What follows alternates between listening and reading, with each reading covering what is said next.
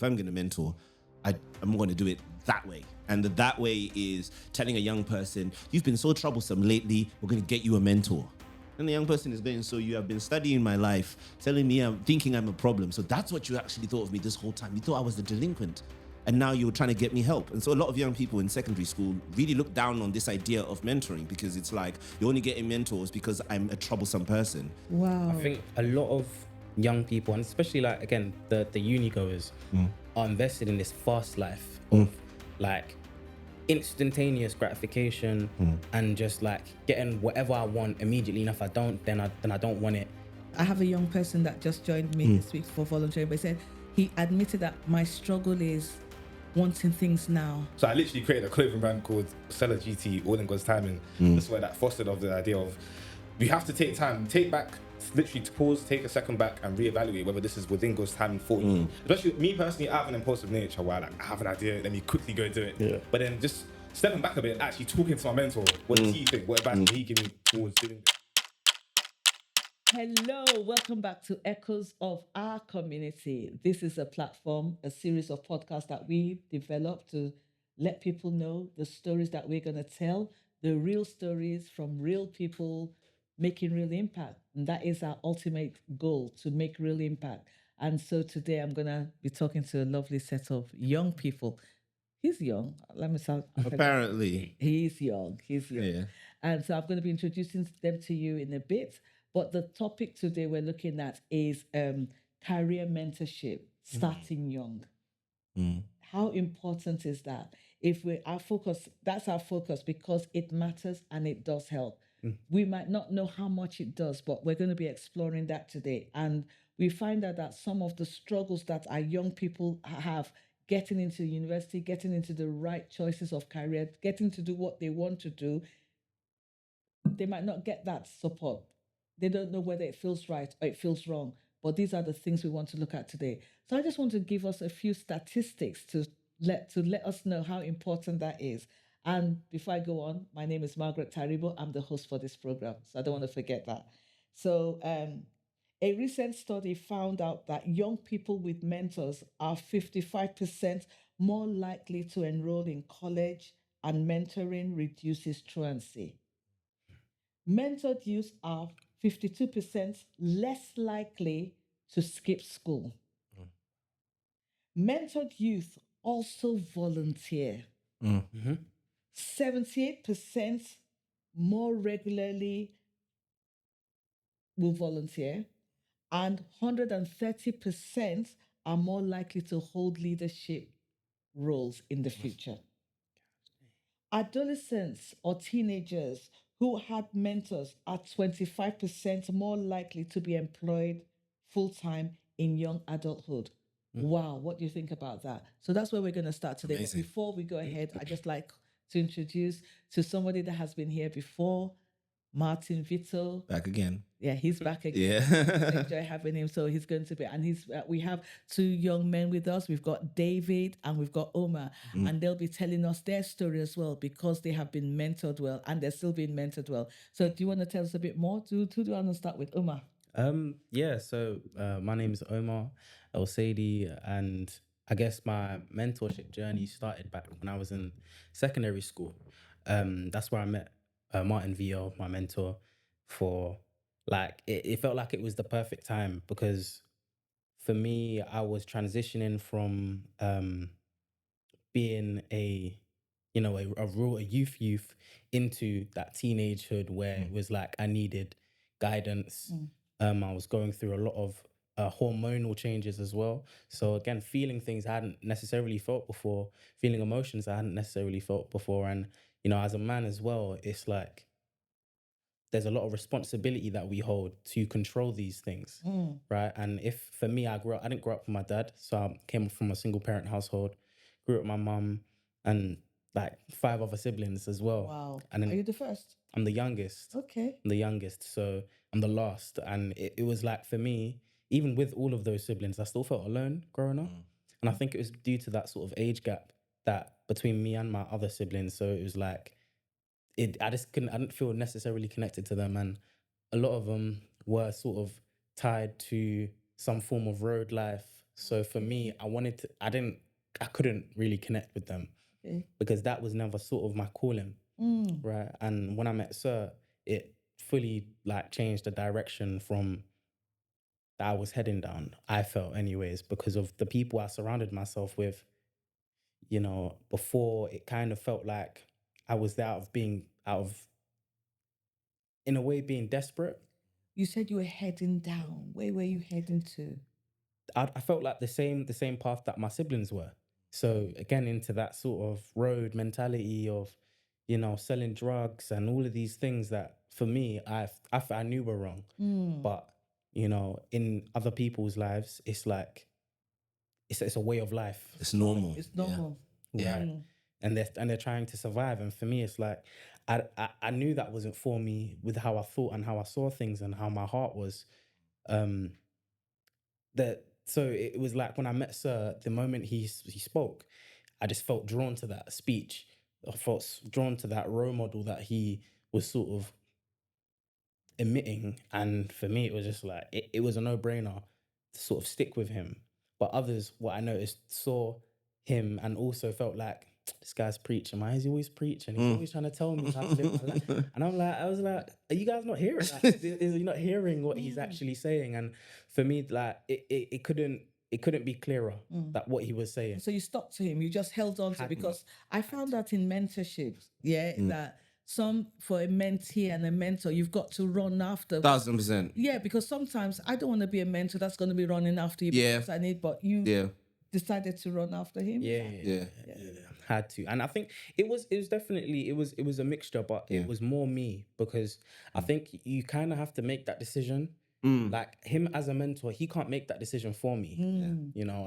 I had to actively make that decision to receive the mentoring, to receive the support, because a lot of people think like there's a lot of initiatives that run for young people and they wonder why it doesn't work. It's because these young people actually don't want the support. That's the key, because I feel that there's a lot of things out there for young people, but if they're not connecting, what's the point? Yeah, I think as you're saying that, part of what's been on offer for so long, I had to within myself kind of say, okay, well, if I'm going to mentor, I'm going to do it that way. And that way is telling a young person, you've been so troublesome lately, we're going to get you a mentor. And the young person is going, so you have been studying my life, telling me I'm thinking I'm a problem. So that's what you actually thought of me this whole time. You thought I was the delinquent. And now you're trying to get me help. And so a lot of young people in secondary school really look down on this idea of mentoring, because it's like, you're only getting mentors because I'm a troublesome person. But me as a mentor, I was like, I will mentor anyone who's made a decision. That's it. So it was like, if it's an A grade student and they say to me, hey, listen, I just, I like listening to you. Can you just share with me what I should do? Of course, I'm going to talk to them. And then if it's a student that's been struggling, my speech might be a bit more different. However, it's customized to the person that I'm dealing with. Fantastic. So I wouldn't speak to the young person who's struggling with, is fighting every day, having issues. I'm going to be talking to them about, you need to get A grades.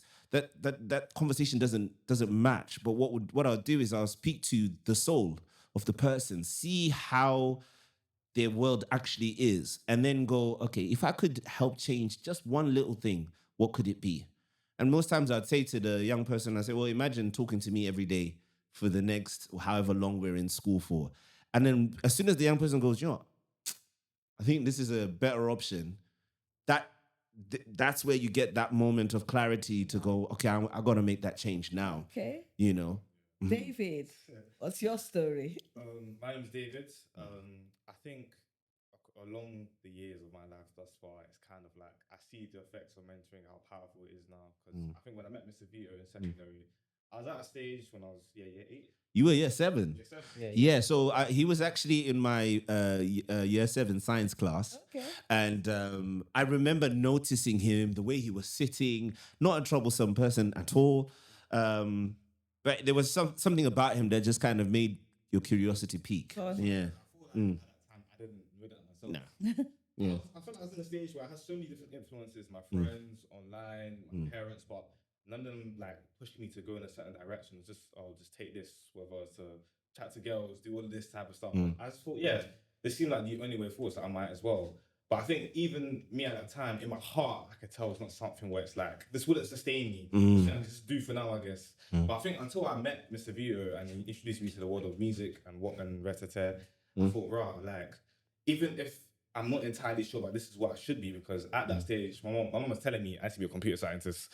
So I'm like, I still want to do it. There's something inside me that's just being sustained and fulfilled to me. Let me just go to Mr. Vito every day, tell him I made this beat, I made that beat, and here we are now. Yeah. Okay. Yeah. And Here we are now. Yeah. So tell me how you're in, what are you doing at, you're in uni? Yeah, so, tell us about uni. Yeah. Going to second year uni, I'm doing film and media degree. Yeah. And I'm doing social science, community development, and youth work. So Oh, interesting. And how's the world of uni like? Tell me, who wants to go? Uni has been very interesting. Tell me, I want to hear. The difference between those who are mental and those aren't. yeah, That's what I want to hear. life. Yeah. So what do you see? And I just like, we can be real here. Like, Yeah. Guess the kids my age, whether it's drugs, parties, sex, and it's like, it's normal. It's actually normal. The fact that you don't do that stuff, it's like, You're crazy. weird. Yeah, you're crazy. I think the amount of times that people near me are just having a vape in their hand or whip or smart whip, and they ask me like, "Do you want?" I'm like, "No, I don't do that type of stuff." And for someone who is mentored, I feel like I have such a will where it's like I don't feel like getting engaged in that type of stuff, because it might take me away from what I'm supposed to be doing anyways, coming for this degree, as well as everything else that I'm doing, whether it's my clothing brand or music. So trying to talk to people when it's like conversating and being like, maybe you should, put it aside. I can see that there is a struggle in them that's going on, but they don't realize how much that struggle is pulling them away from what they need to be doing. And I'd be seeing, oh, you're doing a film and media course. Do you like cameras? Yeah, I like cameras. Why don't you start a podcast? And then, but to them, it's like, nah, I still want to be. I still want it. Yeah.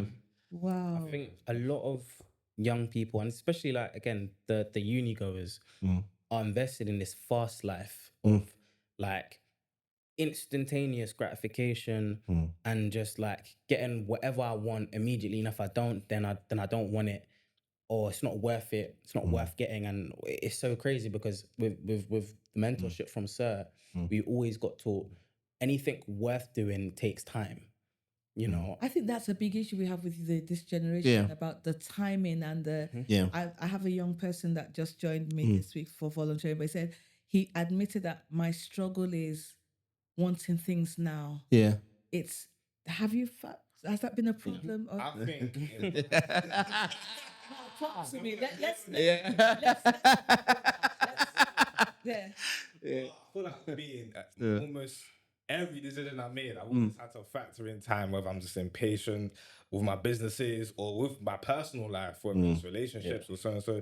So I literally created a clothing brand called Seller GT, All in God's Timing. That's where that fostered of the idea of we have to take back, literally to pause, take a second back and reevaluate whether this is within God's timing for you. I feel like a lot of the times, especially me personally, I have an impulsive nature where I have an idea, let me quickly go do it. Yeah. But then just stepping back a bit, actually talking to my mentor, what does he think? What advice can he give me towards doing this? Because it can even be a thing where I can do this business idea later on in time, type of thing.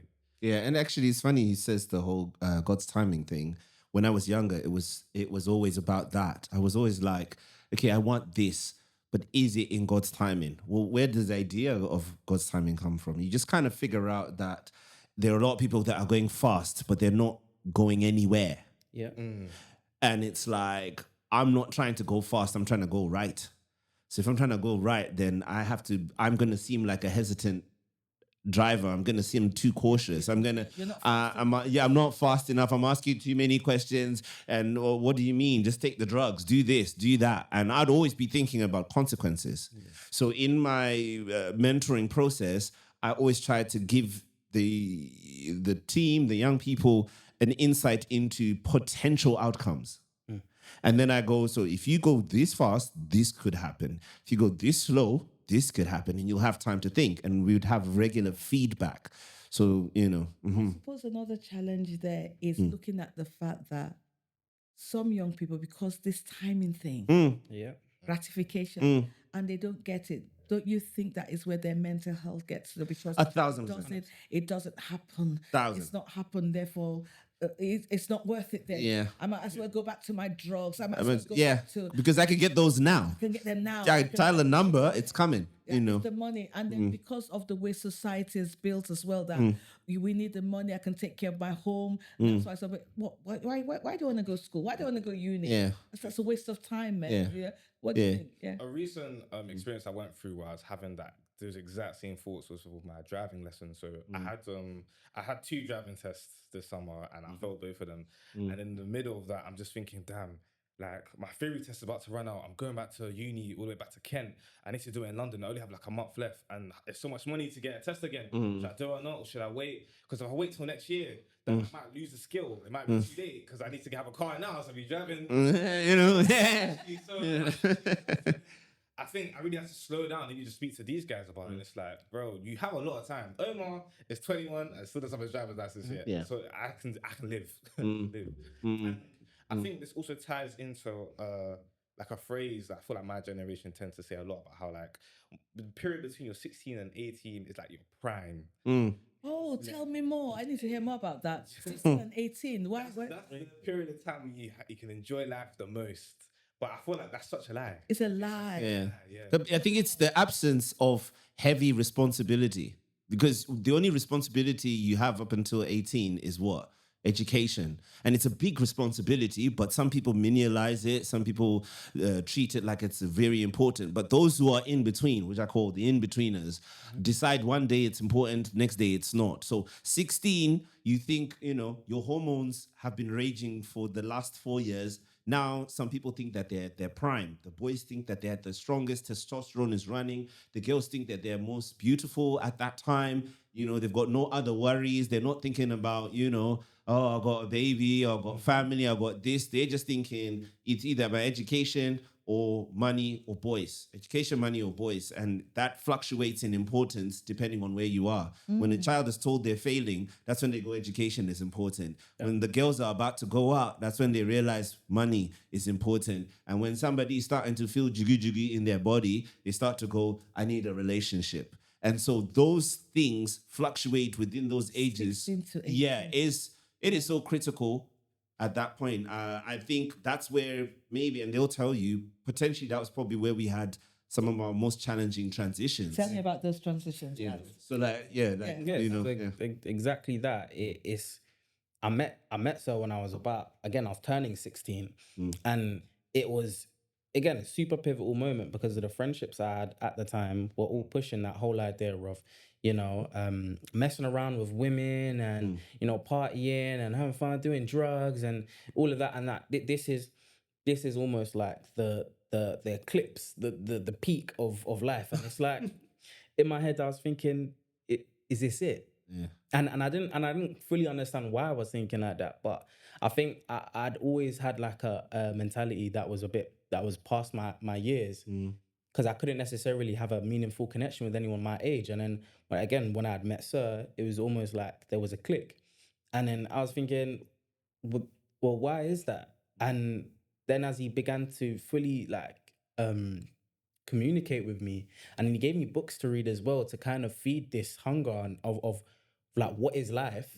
I began to fully grasp that, okay, this whole gratification thing and everybody wanting things now and everybody wanting to do this all now is taken away from the things that actually need to get done now, which is to figure out who you are. Wow, identity. Alongside that, I feel like understanding that, okay, cool, there's certain things that we need to do now. Because a lot of guys don't have that type of thinking, they end up leaning towards their stronger feelings of gratification. And it's not even that we don't still have the feelings of gratification. Temptation is kind of everywhere, especially 100%. at university. It's just kind of having to fight that urge here and now and then, which is why I think mentorship is just as important, to have that reminder from somebody to remind you that, cool, you can go into self-gratification on this side, but just remember, you're missing out on what you're supposed to be doing here, and time is of the essence in that case. And actually, let's even talk about the girls thing, for example, because for me, watching them, I would never shy away from the conversations about the hormonal change. So they always kind of had like a pre-preparation that, okay, I might start to feel feelings. And when I feel those feelings, what are the steps I can take And it's not some kind of one size fits all because everyone is It's slightly different. Yeah. So if for me, I prioritize just pre-warning and saying, look, just think about this. When you have those feelings, this is what you can do. And I would tell them, me as a grown man, I still have those feelings. So it's not that you're dealing with it today and it's gone forever. You're going to deal with it for the rest of your life. So you might as well start to manage it bit by bit, day by day. So there are days when they feel like maybe they're going to lose that battle and would have had setbacks. But in the process, they know that at least I have a sort of what I call a north point where I can go back to. Because a lot of young people don't have anywhere to go back That's to. the challenge. There's no north point. But even if they do you think there's an issue of humility as well? Because if there's 100%. Yeah. because they're not humble and say, oh, But you know what? It's funny because I juxtapose for them, I'd say either you're choosing humility or humiliation. Yeah. Right. wow. So which one are you okay with? I said, because this could be very humiliating. And a lot of young people who are angry today is because they had a humiliating moment, whether they had a humiliating moment in school, humiliating moment in a relationship, humiliating moment at home. There's always something involving humiliation. So I would say to them, before you do this silly thing that you're feeling to do, think about, what do you want? Is it humility or humiliation? And humility, as we know, has a way of positioning you to learn. That's our way of thinking about it. It's not something that's supposed to make you feel low and nothing. It's strategically positioning yourself to learn, which means if you're learning, even if you fall, you're still falling forward rather than taking 1,000 steps back, because humiliation will make you angry and you might even go through the 5 stages of grief. And so you might find yourself all the way back to something, and some people just end up in really worse places. So for our mindset, I would say, like, you're going to feel things, but remember, what do you want? Humiliation or humility? And both of them feel a bit uncomfortable, but one leads to some level of progress. Yes. You know. So now you're fortunate. Thank you, Matt. That's all right. You've been. But what about those that are not that fortunate? Is there a way you connect to anybody? Do you have any testimonies about how you think with like people around me, my friends, I think they get the effects that I also get, because the way I speak is different now, the way I behave is different now. People come up to me and say, wow, you're starting this clothing brand, or we're doing music. You weren't like this 3 years ago. What was the sudden change? I'm kind of just telling them, bro, this is the mentor that we had in secondary. Literally. The same one that you rejected.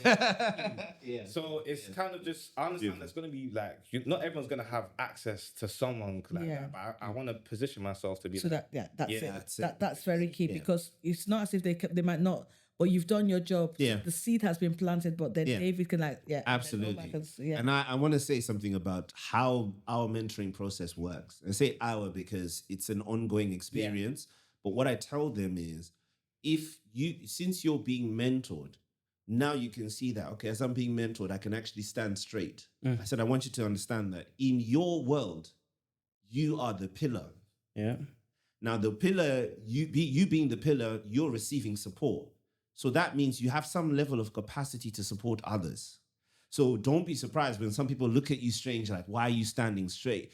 Then you can explain to them that actually, you know, I have a process that I go through when I'm doing this. And they don't actually have to be preachers. They don't have to be teachers. They just have to exist. Because that's how it happened for me. I had to exist in their environment for them to have an option. Now they exist in their environments where they have spheres of influence. And just sometimes it's just standing and behaving. So it's because I have to put this out there so you guys really understand maybe the intricacies of how things work.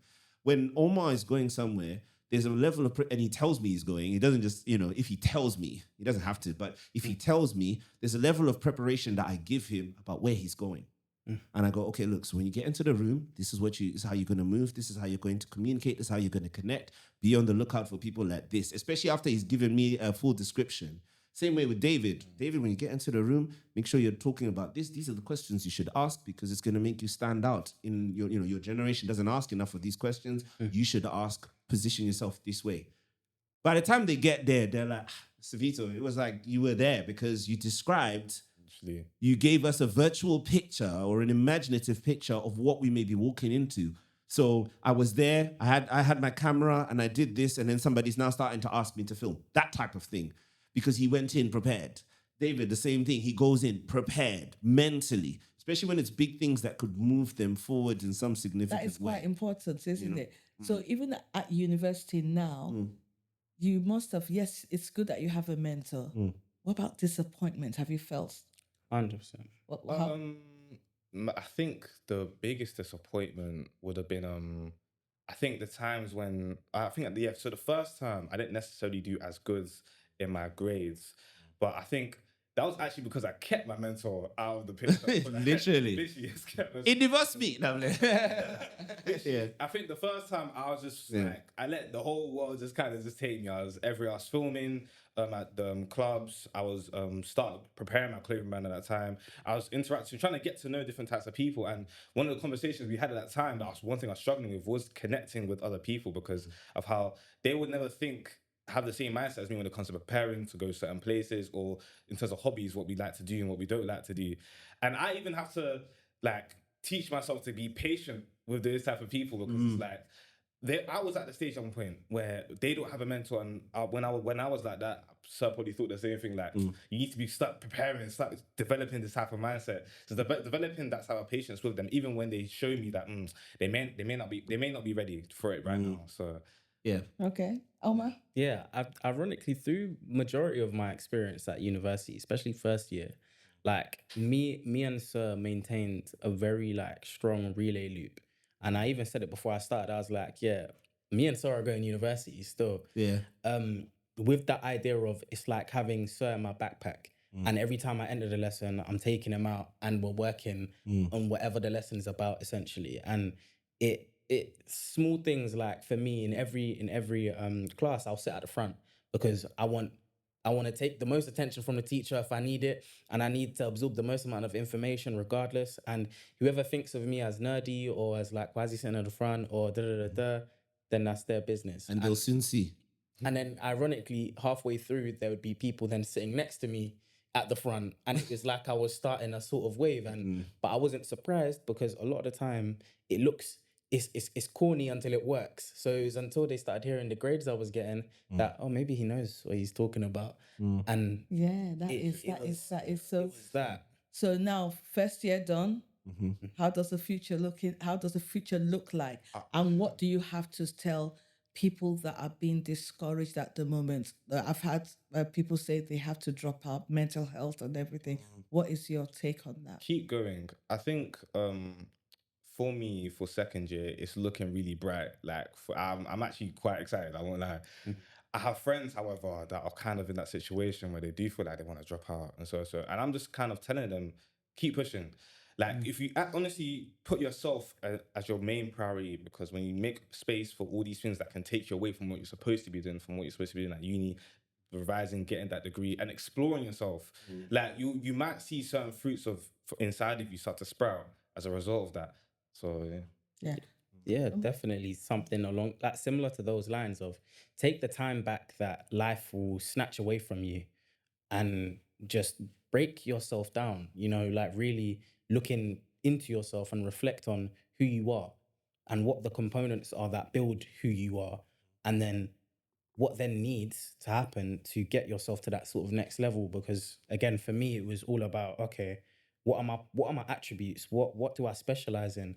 How do I specialize in it? How can we then build that, grow that, make that into something that is entrepreneurial in a sense and go from there? And I feel like it was that sort of pivoted everything. And then that's when I decided, okay, maybe it's time to go uni.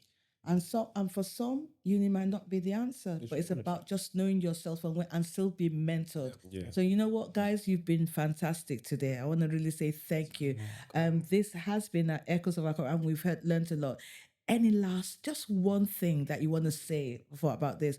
University, mentorship, young people, intergenerational, just one thing each, yeah? Yeah. So again, emphasizing on a point that I've once made before, the time for intergenerational transfer of wisdom is now.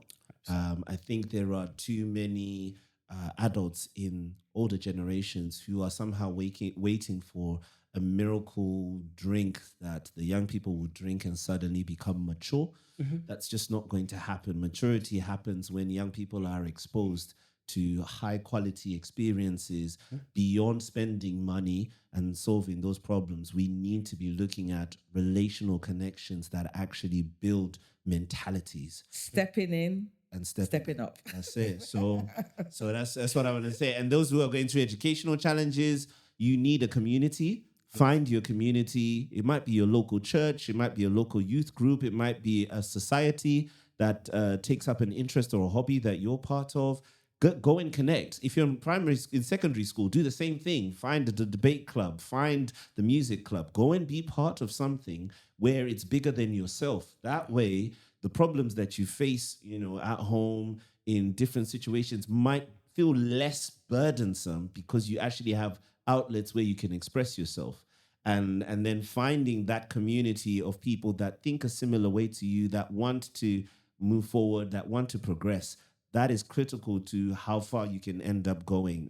These guys are really an example of that. They're in different universities, but as they're on holiday now, they're meeting up regularly, they're talking, they're engaging, they're building ideas, building businesses, building initiatives, and they look at themselves as someone else's opportunity to change. Thank you. So, yeah, thank you. David, last words? I think everyone has something special that's cool to them. They're called to do something great. And it's just about them to realize it.